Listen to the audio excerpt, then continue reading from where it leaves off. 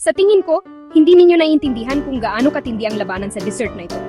Mga tagahanga ng mango float, maghanda kayo. Mga mahilig sa fruit salad, humanda. Sige, mabilis na mga patakaran. Creamy, fruity, madaling gawin at panalo sa bawat handaan. Una, mango float. Mga patong-patong na hinog na mangga, whipped cream at condensed milk. Graham crackers na sumisipsip sa lahat ng tamis. Ito ay malasutla, lasang-lasa ang mangga at sumisigaw ng tag-init. Ngayon, fruit salad ang orihinal na pang-fiesta. Pinaghalong piraso ng prutas, cream, condensed milk, minsan may keso, nata de coco, marshmallows.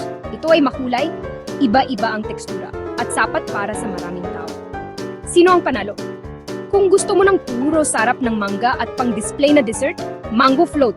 Kung gusto mo ng iba't ibang lasa, tekstura at paborito ng marami, fruit salad.